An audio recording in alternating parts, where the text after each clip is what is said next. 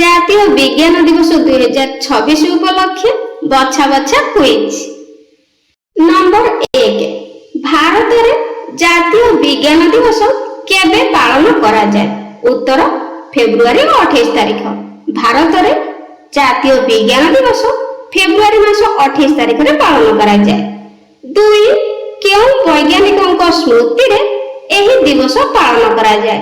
ଉତ୍ତର sir C V. Raman. Sir C V. ରମଣଙ୍କ ସ୍ମୃତିରେ ଏହି ଦିବସ ବା ଜାତୀୟ ବିଜ୍ଞାନ ଦିବସ ପାଳନ କରାଯାଏ। Number 3, CV. ରମଣ କେଉଁ ଆବିଷ୍କାର ପାଇଁ ନୋବେଲ ପୁରସ୍କାର ପାଇଥିଲେ? ଉତ୍ତର ରମଣ ପ୍ରଭାବ। ସି.ଭି. ରମଣ ରମଣ ପ୍ରଭାବ ଆବିଷ୍କାର ପାଇଁ ନୋବେଲ ପୁରସ୍କାର ପାଇଥିଲେ।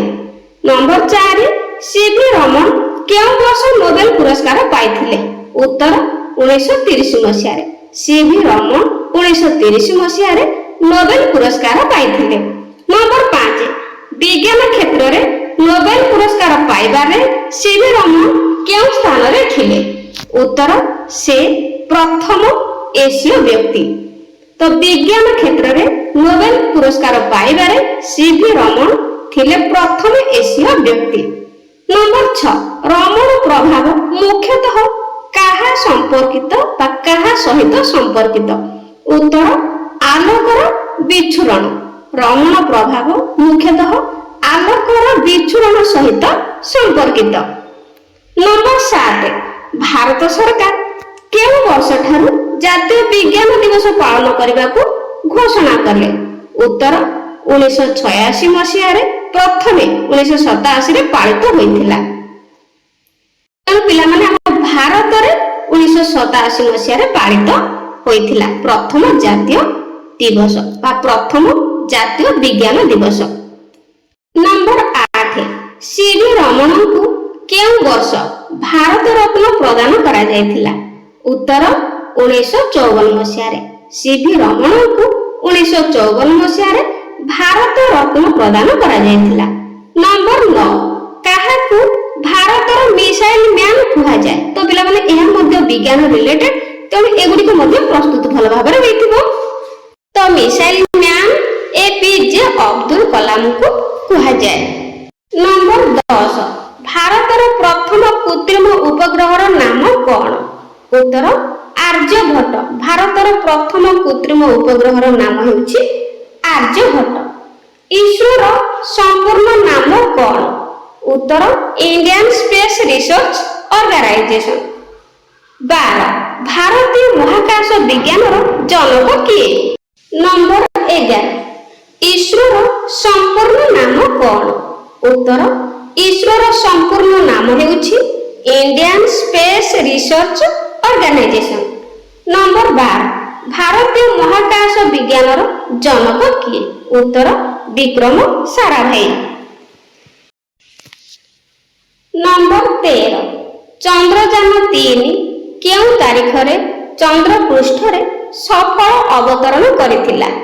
ଉତ୍ତର 23 ଅଗଷ୍ଟ 2023। 23 ଅଗଷ୍ଟ 2023 ମସିହାରେ ଚନ୍ଦ୍ରଯାନ-3 ଚନ୍ଦ୍ର ପୃଷ୍ଠରେ ସଫଳ ଅବତରଣ କରିଥିଲା। ନମ୍ବର 14, ସେହି ଦିନଟିକୁ ଅଗଷ୍ଟ 23 ଦିନଟିକୁ ବର୍ତ୍ତମାନ କେଉଁ ଦିବସ ଭାବେ ପାଳନ କରାଯାଉଛି? ଉତ୍ତର ଜାତୀୟ ମହାକାଶ ଦିବସ। ତ ମନେ ରଖିବ, ଚନ୍ଦ୍ରଯାନ-3ର ସଫଳ ଅବତରଣ ଦିନଟିକୁ ଜାତୀୟ ମହାକାଶ ଦିବସ ଭାବରେ ପାଳନ କରାଯାଉଛି। ଭାରତର ପ୍ରଥମ ମହାକାଶଚାରୀଙ୍କ ନାମ କଣ? ଉତ୍ତର ରାକେଶ ଶର୍ମା। ଭାରତର ପ୍ରଥମ ମହାକାଶଚାରୀଙ୍କ ନାମ ହେଉଛି ରାକେଶ ଶର୍ମା। ନମ୍ବର 16, କେଉଁ ଗ୍ୟାସକୁ ହସାଉଥିବା ଗ୍ୟାସ ବା ଲାଫିଂ ଗ୍ୟାସ କୁହାଯାଏ? ଉତ୍ତର ନାଇଟ୍ରସ ଅକ୍ସାଇଡ। ନାଇଟ୍ରସ ଅକ୍ସାଇଡ ଗ୍ୟାସକୁ ହସାଉଥିବା ଗ୍ୟାସ ବା ଲାଫିଂ ଗ୍ୟାସ କୁହାଯାଏ। ନମ୍ବର 17, ଜଳର ରାସାୟନିକ ସଂକେତ କଣ? ଉତ୍ତର H2O। ଜଳର ରାସାୟନିକ ସଂକେତ ହେଉଛି H2O। ନମ୍ବର 18, ଆଧୁନିକ ରସାୟନ ବିଜ୍ଞାନର ଜନକ କିଏ? ଆଧୁନିକ ରସାୟନ ବିଜ୍ଞାନର ଜନକ ହେଉଛନ୍ତି ଆଣ୍ଟୋନି ଲାଭୁସିୟର। ନମ୍ବର 19, ମଣିଷ ଶରୀରରେ କେତୋଟି ହାଡ଼ ଅଛି? ଉତ୍ତର 206ଟି। ମନେ ରଖିବ ପିଲାମାନେ, ମଣିଷ ଶରୀରରେ 206ଟି ହାଡ଼ ରହିଛି। ନମ୍ବର 20, ରକ୍ତର ରଙ୍ଗ ନାଲି କାହିଁକି ହୋଇଥାଏ? ଉତ୍ତର ହିମୋଗ୍ଲୋବିନ ଯୋଗୁଁ। ହିମୋଗ୍ଲୋବିନ ଯୋଗୁଁ ରକ୍ତର ରଙ୍ଗ ନାଲି ହୋଇଥାଏ। ନମ୍ବର 21, ପୃଥିବୀର ସବୁଠାରୁ କଠିନ ପଦାର୍ଥ କ'ଣ?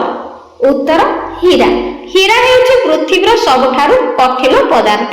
ପ୍ରଶ୍ନ ନମ୍ବର 22, ବାୟୁମଣ୍ଡଳରେ କେଉଁ ଗ୍ୟାସ ସବୁଠାରୁ ଅଧିକ ପରିମାଣରେ ଅଛି? ଉତ୍ତର ନାଇଟ୍ରୋଜେନ। ନମ୍ବର 23, ସୂର୍ଯ୍ୟଙ୍କ ଠାରୁ ଆମକୁ କେଉଁ ଭିଟାମିନ୍ ମିଳେ? ଉତ୍ତର ଭିଟାମିନ୍ ଡି। 24 ନମ୍ବର, ଉଦ୍ଭିଦ ମାନଙ୍କର ପ୍ରାଣ ଅଛି ବୋଲି କେଉଁ ଭାରତୀୟ ବୈଜ୍ଞାନିକ ପ୍ରମାଣ କରିଥିଲେ? ଉତ୍ତର ଜଗଦୀଶ ଚନ୍ଦ୍ର ବୋଷ। ନମ୍ବର 25, ଓଜୋନ ସ୍ତର ଆମକୁ କେଉଁ ରଶ୍ମିରୁ ରକ୍ଷା କରେ? ଉତ୍ତର ଅତି ବାଇଗଣୀ ରଶ୍ମି। ସ୍ତର ଆମକୁ ଅତି ବାଇଗଣୀ ରଶ୍ମିରୁ ରକ୍ଷା କରେ। ନମ୍ବର 26, ବିଦ୍ୟୁତ ବଲ୍ବ କିଏ ଉଦ୍ଭାବନ କରିଥିଲେ? ଉତ୍ତର ଥୋମାସ ଆଲଭା ଏଡିସନ। ନମ୍ବର 27, ଟେଲିଫୋନର ଉଦ୍ଭାବକ କିଏ? ଉତ୍ତର ଆଲେକ୍ସାଣ୍ଡର ଗ୍ରାହାମ ବେଲ। ନମ୍ବର 28, ପାଣି କେତେ ଡିଗ୍ରୀ ସେଲସିୟସରେ ବରଫ ହୁଏ? ଉତ୍ତର 0 ଡିଗ୍ରୀ। ନମ୍ବର 29, ବିଶ୍ୱ ପରିବେଶ ଦିବସ କେବେ ପାଳନ କରାଯାଏ? ଉତ୍ତର ଜୁନ ମାସ 5 ତାରିଖରେ। ନମ୍ବର 30, କମ୍ପ୍ୟୁଟରର ଜନକ ଭାବେ କିଏ ପରିଚିତ? ଉତ୍ତର ଚାର୍ଲସ ବ୍ୟାବେଜ। ଚାର୍ଲସ ବ୍ୟାବେଜ ହେଉଛନ୍ତି କମ୍ପ୍ୟୁଟରର ଜନକ। ତ ପିଲାମାନେ, ଇଏ ଥିଲା ତୁମମାନଙ୍କର ଜାତୀୟ ବିଜ୍ଞାନ ଦିବସ ଉପଲକ୍ଷେ ଭେରି ଭେରି ଇମ୍ପୋର୍ଟାଣ୍ଟ କୁଇଜ। ତ ଭଲ ଭାବରେ ପ୍ରସ୍ତୁତ ହୁଅ। ଆଉ କେଉଁମାନେ ଜିକେ ବା କୁଇଜ କମ୍ପିଟିସନରେ ଭାଗ ନେଇଛ, ତୁମମାନଙ୍କର ସୁନ୍ଦର ସୁନ୍ଦର ନେମ୍ ମୋତେ କମେଣ୍ଟରେ ନିଶ୍ଚିତ ଜଣାଇବ। ଆଜି ପାଇଁ ରହୁଛି, ଥ୍ୟାଙ୍କ ୟୁ।